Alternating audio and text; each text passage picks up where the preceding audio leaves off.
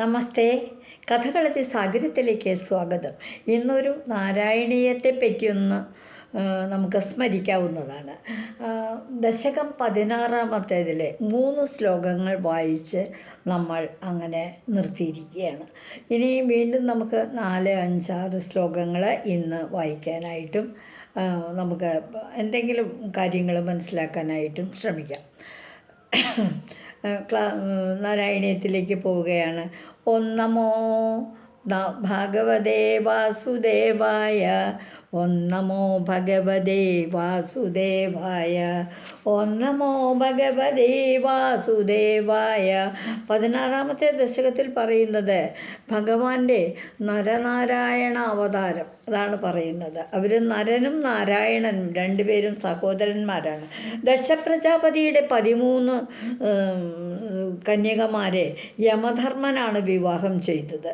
ഇതിൽ ഈ 13 കന്യകമാരിൽ ഒരാളുടെ പേര് മൂർത്തി എന്നാണ്. ആ മൂർത്തി എന്ന് പറയുന്ന മകൾ പ്രസവിച്ച 2 കുട്ടികളാണ് നരനും നാരായണനും.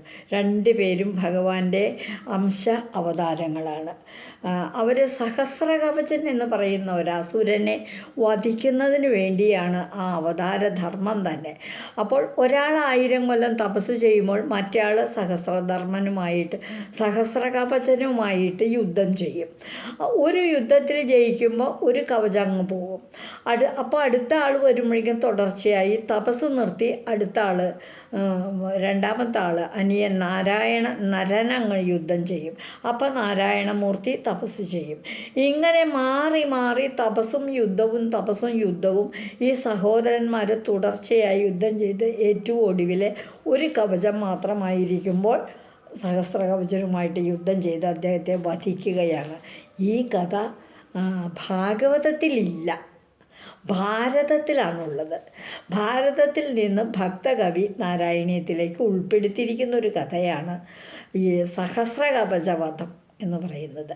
ഈ സഹസ്രകവചനാണ് പുനർജന്മത്തിൽ മഹാഭാരതത്തിലെ കർണനായിട്ട് അവതരിച്ചിരിക്കുന്നത്. കർണൻ്റെ ഒരു പൂർവജന്മമാണ് സഹസ്രകവചൻ. ഇനി 4-ാമത്തെ ശ്ലോകത്തിലേക്ക് പാരായണം തുടങ്ങുകയാണ്. സഹസ്രകവച നിഗ്രഹാനന്തരം നാരായണമൂർത്തിയും നരൻ എന്ന മൂർത്തിയും കൂടി തപസ് അനുഷ്ഠിക്കുന്നതിന് വേണ്ടി പോവുകയാണ്. അവർ കഠിനമായ തപസ് ചെയ്യുകയാണ്. 1000 വർഷം തപസ് പൂർത്തിയാക്കുന്ന ആൾക്ക് ഇന്ദ്രപദം ലഭിക്കുന്നതാണ് ഒരു പതിവ്. അങ്ങനെയാണ്. ആ 1000 വർഷത്തെ തപസ് പൂർത്തിയാക്കാനായിട്ട് ദേവേന്ദ്രൻ ഒരാളെയും സമ്മതിക്കില്ല. അപ്പോഴേക്കും തൻ്റെ സുന്ദരിമാരെ ആയ നർത്തകിമാരെ, ദേവലോക സുന്ദരികളെ, ഉർവശി, മേനക, രംഭ, തിലോത്തമമാർ, അവരെ പറഞ്ഞയച്ച് ആട്ടവും പാട്ടും നൃത്തവും ഒക്കെ ആയിട്ട് തപസ് ഇളക്കി 1000 വർഷത്തിന് മുമ്പ് തപസ് അങ്ങോട്ട് പൊളിച്ചടക്കും, ഇന്നത്തെ ഭാഷയിൽ പറഞ്ഞാൽ. അപ്പോൾ ദേവേന്ദ്രൻ്റെ ആ സിംഹാസനം സുരക്ഷിതമാകും. പണ്ട് ഇതുപോലെയാണ് കേട്ടോ വിശ്വാമിത്ര മഹർഷിയുടെ തപസ് ഇളക്കുന്നതിന് വേണ്ടി മേനക എന്ന ദേവസുന്ദരിയെ അയച്ചത്. മേനകയിൽ മയങ്ങി വിശ്വാമിത്രൻ്റെ തപസ്സും മുടങ്ങി അവർക്കൊരു പുത്രി ജനിച്ചു. ആ പുത്രിയാണ് ശകുന്തള. അത് മറ്റൊരു കഥ. ഭാരതത്തിൽ പറയുന്ന കഥ, അങ്ങനെ ഒരു കഥയുണ്ട്. ഇന്ന് നമുക്ക് പറയാനുള്ളത് ഈ നരനാരായണമൂർത്തിമാരുടെ അവരുടെ തപസ് ഇളകുന്ന കഥയാണ്. ശ്ലോകം ഞാനൊന്ന് വായിക്കാം. നമുക്ക് വായിക്കാനുള്ളത് 4-ാമത്തെ ശ്ലോകമാണ്. അന്വാചരന്നുപദിശന്നവിമോക്ഷധർമ്മം ത്വം ഭ്രാതൃമാൻ ബദരികാശ്രമമദ്യവാത്സി ശക്രോദത്തെ ശമതപോ ബലനിസ്സഹാത്മാ ദിവ്യാംഗന പരിവൃതം പ്രചികായമാരം. ഒന്നുകൂടെ വായിക്കുകയാണ്. ഉപദശന്നവിമോക്ഷധർമ്മം ത്വം ഭ്രാതൃമാൻ ബദരികാശ്രമമദ്യവാത്സി ശക്രോദത്തെ ശമതപോ ബലനിസ്സഹാത്മാ ദിവ്യാംഗന പരിവൃതം പ്രചികായമാരം. അന്വയിക്കുമ്പോൾ എങ്ങനെ വരും? അഥാത്വം ഭ്രാതൃമാൻ, അഥാ ത്വം ഭ്രാതൃമൻ, ആ സഹോദരന്മാർ നരനും നാരായണമൂർത്തിയും, നാരായണമൂർത്തി ജ്യേഷ്ഠൻ, നരൻ രണ്ടാമത്തെ ആൾ. സഹസ്ര കവച മോക്ഷധർമ്മമന്വാചര, ഈ സഹസ്ര കവച നിഗ്രഹത്തിന് ശേഷം നാരായണനായ അവിടുന്ന്, അതായത് ഭഗവാനെ അങ്ങയുടെ അവതാരമാണ് നാരായണമൂർത്തി, അങ്ങയുടെ അവതാരമായ നാരായണമൂർത്തിയും അവിടുത്തെ സഹോദരനായ നരനോടുകൂടി മോക്ഷധർമ്മം അന്വാചരൻ, ഉപദിശൻ അഭി, മോക്ഷത്തെ നിവർത്തിധർമ്മത്തെ സ്വയം ആചരിക്കുന്നവരും ഉപദേശിക്കുന്നവരുമായിട്ട് ബദരികാശ്രമത്തിലേക്ക് പോയി. അതായത് മറ്റുള്ളവർക്ക് നിവർത്തിധർമ്മത്തെ, പ്രവൃത്തിയിൽ ധർമ്മത്തോടുകൂടിയ പ്രവർത്തികൾ ചെയ്യുന്നതിനെപ്പറ്റി പറഞ്ഞു കൊടുക്കുന്നതിനും സ്വയം ആചരിക്കുന്നതിനുമൊക്കെയായിട്ട് ഉപദേശിക്കുന്നതിനും വേണ്ടിയിട്ട് ബദരികാശ്രമം അദ്യവാൽസി, ബദരികാശ്രമത്തിലേക്ക് പോയി എന്ന് പറഞ്ഞാൽ തപസ് ചെയ്യുന്നതിന്, നല്ല കാര്യങ്ങൾ മറ്റുള്ളവർക്ക് ഉപദേശിക്കുന്നതിനും തപസ് 1000 വർഷം പൂർത്തീകരിക്കുന്നതിന് വേണ്ടി അവർ രണ്ടുപേരും കൂടി, നരനും നാരായണമൂർത്തിയും കൂടി ബദരികാശ്രമത്തിലേക്ക് പോയി. അത ശക്രത്തെ ശമതപോബല നിസ്സഹാത്മാ, അനന്തരം ഇത് ഈ വിവരം കേട്ടറിഞ്ഞ ഇന്ദ്രൻ അവിടത്തെ ആ ശമം, തപസ്, തപോബലം ഇവയിൽ ഈർഷ്യമുള്ളവനായിട്ട്. എന്താ ഈർഷ്യ ഉണ്ടാവാൻ കാരണം? 1000 വർഷം തപസ് പൂർത്തിയാക്കുന്നവർക്ക് ഇന്ദ്രപദം ലഭിക്കും. അത് തൻ്റെ പദത്തിന് തുല്യമായ ഒന്നൊന്ന്, ദേവേന്ദ്രൻ്റെ പദം അവർക്ക് കൊടുക്കുന്നതാണ് അർത്ഥം. തൻ്റെ സിംഹാസനത്തിൽ അവർക്ക് ഇരിക്കാവുന്നതേയുള്ളൂ. അപ്പോൾ ആ ശക്രൻ്റെ, അതായത് ഇന്ദ്രൻ്റെ, ദേവേന്ദ്രൻ്റെ പദം, ദേവേന്ദ്രൻ്റെ സിംഹാസനം തട്ടിയെടുക്കാനാണ് ഈ തപസ് ചെയ്യുന്നവരൊക്കെ നോക്കുന്നത്. തപസ് പൂർത്തിയാക്കാനായിട്ട് ദേവേന്ദ്രൻ സമ്മതിക്കയില്ല. അതിലുള്ള ഈർഷ്യ കൊണ്ട്, അമർഷം കൊണ്ട് ബലനീ സഹാത്മാ, ആ ഈർഷ്യയുള്ളവനായിട്ട് മാരം ദിവ്യാംഗന പരിവൃതം പ്രചികായ, മാരം എന്ന് പറഞ്ഞാൽ മാരൻ, കാമം ദേവൻ, മാരൻ, അത് കാമദേവൻ്റെ ഒരു പര്യായ വാക്കാണ് മാരൻ. മറ്റുള്ളവരിൽ കാമം ഉണ്ടാക്കുന്നതിനുള്ള ദേവനാണ് കാമദേവൻ. പണ്ട് തപസ്സിന് പോയപ്പോൾ മഹാദേവന് പോലും ശുശ്രൂഷിക്കാൻ ചെന്ന പാർവതിയിൽ കാമം ഉണ്ടാക്കാൻ വേണ്ടി കാമൻ്റെ ബാണങ്ങളെന്ന് പറയുന്നത് 5 പുഷ്പങ്ങളാണ്. ആ പുഷ്പബാണം കൊണ്ട്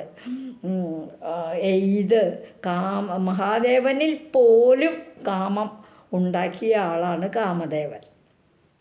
അതോടുകൂടി മഹാദേവന് എന്താപ്പം എനിക്ക് പാർവതിയോട് ഇങ്ങനെ ഒന്ന് തോന്നാൻ എന്ന് വെച്ച് നോക്കിയപ്പോൾ കാമദേവൻ ഒളിഞ്ഞിരുന്ന് പുഷ്പബാണം തൊടുക്കുന്നത് കണ്ട് ഉടൻ തന്നെ മഹാദേവൻ്റെ ആ 3-ാം തൃക്കണ്ണം അങ്ങോട്ട് തുറന്ന് കാമദേവൻ ആ അഗ്നിയിൽ ദഹിച്ചു പോയി.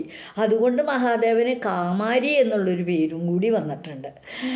അപ്പോൾ ഇവിടെ എന്താ പറയുന്നത്? കാമദേവനെ ഈ നരമൂർത്തിക്കും നാരായണമൂർത്തിക്കും കാമം ഉണ്ടായി. അവരുടെ തപസ് മുടക്കുന്നതിന് വേണ്ടി കാമദേവനെയും സ്വർഗസുന്ദരിമാരോടുകൂടി, കാമദേവന് കുറേ സഖികളൊക്കെ ഉണ്ട്, അവരോടുകൂടി ഭൂമിയിൽ തപസ് ചെയ്യുന്നിടത്തേക്ക് നാരായണമൂർത്തിയുടെയും നരമൂർത്തിയുടെയും തപസ് ഇളക്കുന്നതിനായിട്ട് പറഞ്ഞയച്ചു എന്നാണ് അർത്ഥം. അതായത് ഈ ധർമ്മം മോക്ഷം സഫലമാകാൻ ദുഷ്ടനിഗ്രഹം കഴിഞ്ഞ് ഇവർക്ക് മോക്ഷധർമ്മോപദേശം, ദുഷ്ടനിഗ്രഹം എന്ന 2 പ്രയോജനമാണ് നരനാരായണ അവതാരത്തിലുള്ളത്. അവർക്കിപ്പോൾ തപസ് ചെയ്ത് ശക്രപദം, ദേവേന്ദ്രപദം കരസ്ഥമാക്കേണ്ട കാര്യമൊന്നുമില്ല. ആ തപസ് മാറ്റുന്നതിന് വേണ്ടിയിട്ട്, മുടക്കുന്നതിന് വേണ്ടിയിട്ട് കാമദേവനെ സുന്ദരിമാരോടുകൂടി അവരുടെ തപസ് ഇളക്കാൻ ദേവേന്ദ്രൻ പറഞ്ഞയച്ചു. അത്രയുമാണ് ഈ ശ്ലോകത്തിൻ്റെ ഒരർത്ഥം. ഒന്നുകൂടി വായിക്കാം. അന്വാചരന്നുപദിശന്നഭിമോക്ഷധർമ്മം ത്വം ഭ്രാതൃമാൻ ബദരികാശ്രമമധ്യവാൽസീ ശക്രോദത്തെ ശമതപോബലനിസ്സഹാത്മാ ദിവ്യാംഗനാ പരിവൃതം പ്രചികായമാരം. അങ്ങനെ ആ കാമദേവനെ തപസ് ഇളക്കാനായിട്ട് ദേവേന്ദ്രൻ പറഞ്ഞയച്ചു. ഇതിൻ്റെ മലയാള പരിഭാഷ വരുന്നത് എങ്ങനെയാണെന്നൊന്ന് നോക്കാം. നാരായണനായ ഭവാൻ സോദരനാം നരനൊപ്പം ബദരികാശ്രമത്തിങ്കൽ വസിക്കും കാലം അവിടുത്തെ തപസ്സിനെ ഇളക്കാനായി ദേവേന്ദ്രനും കാമദേവാദികളെയും പറഞ്ഞയച്ചു. കാമദേവനെയും കൂട്ടുകാരെയും പറഞ്ഞയച്ചു. അടുത്ത ശ്ലോകത്തിലേക്ക് പോകാം. നാരായണമൂർത്തിയുടെ ആ കാമവിജയം ആണ് വർണ്ണിക്കാൻ പോകുന്നത്. കാമോ വസന്തമലയാനിലബന്ധുശാലി കാന്ത കടാക്ഷ വിശിവൈർവികസി വിലാസൈ വികസദ്വിലാസൈ വിദ്യന്മുകുർമുകുരമുദീക്ഷ്യ ചത്വാം ഭീതിസ്തയാദ ജഗദേ മൃദുഹാസഭാജ. കാമോ വസന്തകാലമനയാനിലബന്ധുശാലി വികസദ്വിലാസൈ കാന്ത കടാക്ഷ വിശിഖൈ മുഹുർ വിദ്വാഞ്ച. അതായത് കാമദേവൻ വന്നു. എങ്ങനെയാണ് വന്നിരിക്കുന്നത്? അദ്ദേഹത്തിന് കൂട്ടായിട്ട് വസന്തകാലവും വന്നു. കാമദേവൻ്റെ പ്രവർത്തനത്തിന് ഒരു ഊർജം നൽകുന്നതിന് വസന്തകാലം അത്യാവശ്യമാണ്. എല്ലായിടത്തും പൂക്കളും സുഗന്ധവും മന്ദമാരുതനും, അതായത് ഒരു പ്രണയം ഉത്ഭവിക്കാനായിട്ടുള്ള എല്ലാ സാഹചര്യവും ഒരുക്കും. പിന്നെ സുന്ദരിമാരുടെ നൃത്തവും ഗാനവും ഒക്കെ വേറെയും ഒരുക്കും. ആ സമയത്താണ് കാമദേവൻ്റെ പുഷ്പബാണത്തിൻ്റെ പ്രവർത്തനം ഊർജിതമാവുക. അപ്പോൾ കാമൻ വസന്തം, തെക്കൻ കാറ്റ്, അതായത് മന്ദമാരുതൻ തുടങ്ങിയ ചങ്ങാതിമാരോടുകൂടി വന്നെത്തി. നല്ല വിലാസൈ കാന്ത കടാക്ഷ വിജിത, അതായത് തെളിഞ്ഞ വിലാസത്തോടുകൂടി സുന്ദരിമാരുടെ കടാക്ഷങ്ങളാകുന്ന അമ്പുകളാൽ സുന്ദരിമാർ വന്ന് നൃത്തവും പാട്ടുമൊക്കെ തുടങ്ങി. നരമൂർത്തിയെയും നാരായണമൂർത്തിയെയും സുന്ദരങ്ങളായ കടക്കണ്ണുകൊണ്ടുള്ള നോട്ടം കൊണ്ട് വശീകരിക്കാനായിട്ട് ശ്രമിച്ചു. വീണ്ടും വീണ്ടും അതാണ് പറയുന്നത്. വിശിഖൈത മുഹുർ വിദ്യഞ്ച. വീണ്ടും വീണ്ടും അവരുടെ മുമ്പിൽ പാട്ടും നൃത്തവും ഒക്കെ അവതരിപ്പിച്ച് എല്ലാവിധത്തിലും അവരെ അങ്ങോട്ട് പ്രണയത്തിലേക്ക് കടന്നു വരാനായിട്ട് പ്രലോഭിപ്പിച്ചുകൊണ്ട് കാമദേവൻ്റെ സുന്ദരിമാർ അവരുടെ ജോലി തുടങ്ങി. ത്വം അകമ്പം ഉദീക്ഷ്യഭീത. നാരായണനായ നിന്തിരുവടിയെ ഇളകാത്തവനായി കണ്ട് ഒരുമാതിരി മഹർഷിമാരൊക്കെ ഈ സുന്ദരിമാരുടെ പാട്ടും നൃത്തവും ഒക്കെ കാണുമ്പോൾ മനസ്സിളകി അവരോടുകൂടി പ്രണയിച്ച് താപസൊക്കെ നിർത്തി എണീറ്റ് കൂടെ പോകും. അങ്ങനെയാണ് പതിവ്. പക്ഷേ ഈ അങ്ങയുടെ നിന്തിരുവടിയുടെ അവതാരമായ നാരായണമൂർത്തിക്കാകട്ടെ, നരനാകട്ടെ ഒരുവിധ ചാഞ്ചല്യവും ഉണ്ടായില്ല. ഒരു വിധത്തിലുള്ള മനസ്സിന് ഒരു പരിഭ്രമം, ഒരു ഇളക്കവും ഒന്നും ഉണ്ടായില്ല എന്നുണ്ടപ്പോൾ ഇവർക്ക് പേടിയായി. ത്വം അകമ്പം ഉദീക്ഷ്യഭീത. അങ്ങയുടെ ആ കൂസലില്ലായ്മ കണ്ടിട്ട് അവർക്കങ്ങ് പേടി വന്നു തുടങ്ങി. അത മൃദുഹാസപാജാത്വയ. ആ സമയത്ത് കാമദേവനോട് മൃദുഹാസഭാജ, നല്ല പുഞ്ചിരിയോടുകൂടി അങ്ങ് എന്താ പറഞ്ഞതെന്നറിയാമോ? ത്വയാ ജഗതേ, അങ്ങ് കാമദേവനോട് ഒരു കാര്യം പറഞ്ഞു. ഇത്രയേറെ സുന്ദരിമാരെയൊക്കെ കൊണ്ട് ഞങ്ങളുടെ തപസ് ഇളക്കാൻ വന്ന കാമദേവ, അങ്ങയുടെ ഇതുവരെയുള്ള ശ്രമമൊന്നും വിജയിച്ചിട്ടില്ലല്ലോ. അങ്ങനെ ഇരിക്കുന്നൊരു സാഹചര്യത്തിൽ നാരായണമൂർത്തി കാമദേവനോട് പറയുന്നത് എന്താണെന്ന് അടുത്ത ശ്ലോകത്തിലാണ്. ഈ ശ്ലോകത്തിൽ പറയുന്നത് വസന്തം, മന്ദമാരുതൻ, തെക്കൻ കാറ്റ് എന്നീ തുടങ്ങിയ ആ സാഹചര്യങ്ങളൊക്കെ ഒരുമിപ്പിച്ച് തൻ്റെ സുന്ദരിമാരെ കൊണ്ട് ആട്ടവും നൃത്തവും ഒക്കെ അവതരിപ്പിച്ച് നരൻ്റെയും നാരായണമൂർത്തിയുടെയും തപസ്സിളക്കാനായിട്ട് അങ്ങോട്ട് കാമദേവൻ ശ്രമിച്ചു. അതാണ് ഈ ശ്ലോകത്തിൻ്റെ ഏകദേശ സാരം. കാമോ വസന്തമലയാനിലബന്ധുശാലി കാന്ത കടാക്ഷ വിശിഖൈർവികസദ്വിലാസൈ വിദ്യൻ മുഹുർമുഹുരകമ്പമുദീക്ഷ്യ ചത്വാം ഭീതിസ്ത്വയാദ ജഗദേ മൃദുഹാസഭാജ. വളരെ പുഞ്ചിരിയോട് ആവേശത്തോടുകൂടി കാമദേവനോടൊരു കാര്യം പറയാണ്. ഇതിൻ്റെ മലയാള പരിഭാഷ ഒന്ന് കേട്ടോളൂ. കാമാനും തൻ കൂട്ടുകാരാം വസന്തവും തെക്കൻ കാറ്റും. ഇതിൻ്റെ പരിഭാഷ എങ്ങനെ? കാമാനും തൻ കൂട്ടുകാരാം വസന്തവും തെക്കൻ കാറ്റ് കാമാക്ഷികളാകും സുരസുന്ദരിമാരും. കാമാക്ഷിമാരായ ആ സ്വർലോക സുന്ദരിമാരും കൂടി നിരന്തരം ശ്രമിച്ചിട്ടും ഇളകാത്ത നാരായണൻ. അവരവരുടെ ജോലി ഏറ്റവും ഭംഗിയായിട്ട് ചെയ്തു. നിരന്തരം ശ്രമിച്ചിട്ടും ഇളകാത്ത നാരായണൻ നിസ്തുല്യമാം ചിരിയോടെ മെല്ലെ പറഞ്ഞു. പതിവ് പോലെയുള്ള ആ മധുരമായ പുഞ്ചിരിയോടുകൂടി നാരായണൻ കാമദേവനോട് ഇങ്ങനെ പറഞ്ഞു. ഈ അടുത്ത ശ്ലോകത്തിലാണ് പറയുന്നത്. അടുത്ത ശ്ലോകത്തിലേക്ക് പോവുകയാണ്. ഭീത്യാലമംഗജ വസന്ത സുരാംഗനാവോ മന്മാനനം ത്രിഹജഷുത ഇതി ബ്രുവാണ ത്വം വിസ്മയേന പരിതസ്തുവദാമധൈഷാം പ്രാദർശയ സ്വപരിചാരക കാതരാക്ഷി. എന്താ പറയുന്നത്? ഭീത്യാലമംഗജ, അങ്കജ ഹേ, അതായത് കാമദേവനെ വിളിക്കണം. അനന്തരം അവിടുന്ന് നിന്തിരുവടി അങ്ങനെ, അല്ലയോ കാമദേവ, വസന്ത സുരാംഗന വാ ഭീത്യ അല്പം. താനും തൻ്റെ ദേവസുന്ദരിമാരും ഒന്നും ഒട്ടും ഭയപ്പെടണ്ട. അവർക്കൊരു പേടിയായി തുടങ്ങി. കുറേ ശ്രമിച്ചിട്ട് നരനാരായണമൂർത്തിയുടെ തപസ്സിനൊരു ഇളക്കവും ഇല്ല, ഒരു കൂസലും ഇല്ല, ഒരനക്കമില്ലാതെ കണ്ട. പ്രണയത്തിലേക്ക് അദ്ദേഹം വരുന്നതിൻ്റെ ഒരു ചാബല്യവും കാണിക്കുന്നില്ല. അങ്ങനെ കണ്ടപ്പോൾ പേടിയായി.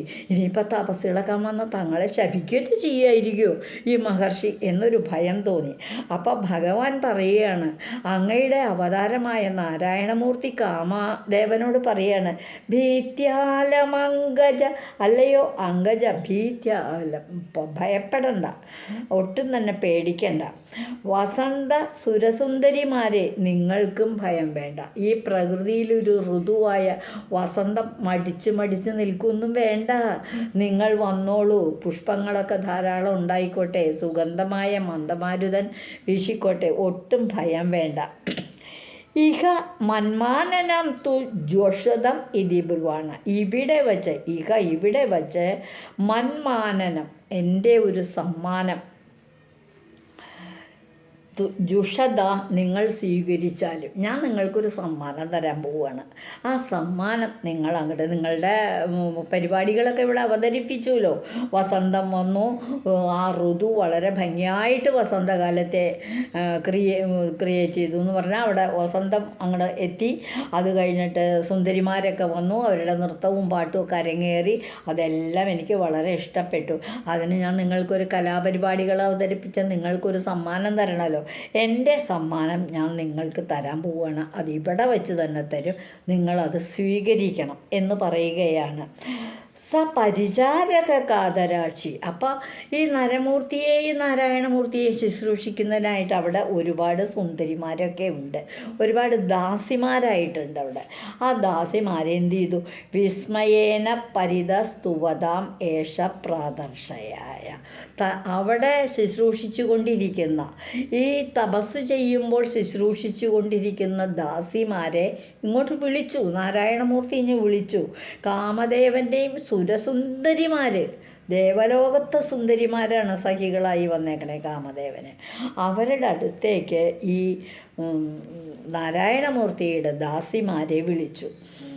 അവരെ കണ്ടപ്പോൾ അവർ രണ്ടുപേരെയും, ഈ മഹർഷിമാരെ രണ്ടുപേരെയും അങ്ങ് സ്തുതിക്കാനായിട്ട് തുടങ്ങി. അപ്പം എന്താ, ദാസിമാർ വന്നു മഹർഷിമാരെ സ്തുതിക്കാൻ, തപസ് ചെയ്യുന്ന ഇവരെ സ്തുതിക്കാനായിട്ട് ഈ കാമാദികൾക്ക് ഇവർക്ക് കാണിച്ചു കൊടുത്തു. നാരായണ മഹർഷിയെ തോൽപ്പിച്ച് നൃത്തവും സംഗീതവും കൊണ്ട് നൃത്തം അവതരിപ്പിച്ച് സ്തുതികൾ പാടി വസന്തം എന്ന് പറയുന്ന ഋതുവിനെ അവിടെ വിളിച്ചു വരുത്തി തപസ് ഇളക്കാൻ വേണ്ടി വന്ന കാമാദികളുടെ മുൻപിലേക്ക് നാരായണ മഹർഷിയുടെ ദാസിമാർ വന്നു. അവർക്ക് ചുറ്റും നിന്ന് അവരെ സ്തുതിക്കുവാനായിട്ട് അങ്ങോട്ട് തുടങ്ങി. അത് കണ്ടപ്പോൾ ഒരു സമ്മാനം തരാമെന്ന് പറഞ്ഞ് അവരെ വിളിച്ച് വരുത്തുകയാണ്. തൻ്റെ ദാസിമാരായ സുന്ദരിമാരെ അവരെ കണ്ടപ്പോൾ ഈ കാമദേവനും സുരസുന്ദരിമാരും അത്ഭുതത്തോടു കൂടി ഈ അങ്ങനെ അന്തം വിട്ടുപോയി.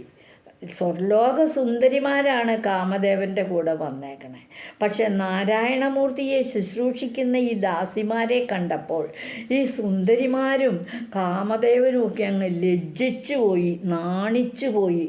തങ്ങളുടെ സൗന്ദര്യമൊന്നും ഒരു സൗന്ദര്യമേ അല്ല, ഇതിനേക്കാളൊക്കെ എത്രയോ എത്രയോ കൂടിയ സൗന്ദര്യമുള്ളവരാണ് നാരായണമൂർത്തിയെ ഇപ്പോൾ ശുശ്രൂഷിച്ചു കൊണ്ടിരിക്കുന്ന ഈ ദാസിമാർ എന്ന് തോന്നി. എന്തിനു പറയണു, ആ നാരായണമൂർത്തിയുടെ ഒരു മുൻപിൽ വെച്ച് ഇവരങ്ങോട്ട് നാണം കെട്ടുപോയി. അതാ ഉണ്ടായത്. കാമദേവനും സുരസുന്ദരിമാരും നാണം കെട്ടുപോയി. അവരുടെ ജോലി അങ്ങ് നിർത്തി. എന്നിട്ട് അതാണ് ഈ ശ്ലോകത്തിൽ പറയുന്നത്. ഭീത്യാലമങ്കജ, ഭയപ്പെടാതിരിക്കൂ, വസന്ത സുരാംഗനാവോ, സുരസുന്ദരിമാരെ, വസന്തം, ഋതുവായ വസന്തമേ, നിങ്ങളൊന്നും ഭയപ്പെടണ്ട എന്നാണ്. ഭീത്യാലമങ്കജ വസന്ത സുരാംഗനാവോ മന്മാനനം തിക ജുഷുത ഇതി ബ്രുവാണ ത്വം വിസ്മയേന പരിതസ്തു വദാമധൈനം പ്രാദർശയ സ്വപരിചാരക കാതരാക്ഷി.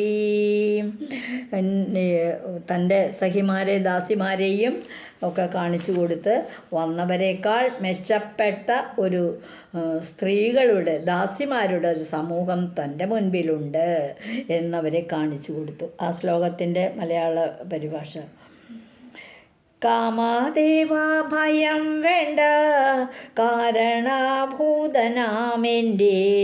കയ്യിൽ നിന്നും സമ്മാനത്തെ വാങ്ങിക്കൊള്ളുക.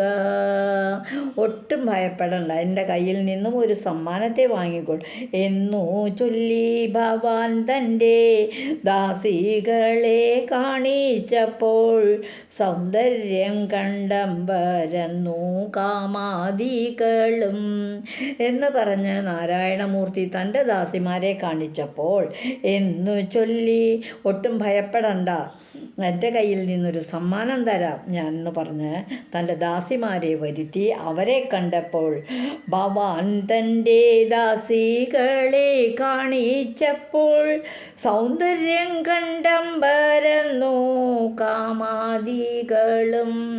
അവരുടെ സൗന്ദര്യം കണ്ട് കാമദേവനും സഖിമാരും അങ്ങ് അമ്പരന്നു പോയി എന്നാണ് പറയുന്നത്. ഇന്ന് ഈ 3 ശ്ലോകങ്ങൾ വ്യാഖ്യാനിച്ച് ഇവിടെ നിർത്തുകയാണ്. ഇന്ന് നമ്മൾ ഭഗവാനെ പറ്റി ഈ ദശകത്തിൽ പറഞ്ഞ എല്ലാ കാര്യങ്ങളും, ഇനി അടുത്തതായിട്ടുള്ള കാര്യങ്ങൾ നമുക്ക് അടുത്ത ദിവസം പറയാം. ഇന്ന് പറഞ്ഞ എല്ലാ പദങ്ങളും, എല്ലാ വാക്കുകളും, എല്ലാ സ്മരണകളും, ഭഗവത് സ്മരണകളെല്ലാം തന്നെ ഭഗവാൻ ഗുരുവായൂരപ്പൻ്റെ പാദങ്ങളിൽ നിങ്ങളോടൊപ്പം ഞാനും സമർപ്പിക്കുന്നു. ഓം നമോ ഭഗവതേ വാസുദേവായ. സർവത്ര ഗോവിന്ദനാമ സങ്കീർത്തനം. ഗോവിന്ദ ഗോവിന്ദ. ശ്രീ ഗുരുവായൂരപ്പ ശരണം. ലോകാ സമസ്ത സുഖിനോ ഭവന്തു. ലോകാ സമസ്ത സുഖിനോ ഭവന്തു. ഇതുവഴി വന്നാലും ഇത്തിരി നേരമിരുന്നാലും കഥകൾ കേട്ടാലും കളിയായി പറയും കഥയാണേ, കാര്യം പറയും കഥയാണേ. എല്ലാവർക്കും നന്ദി.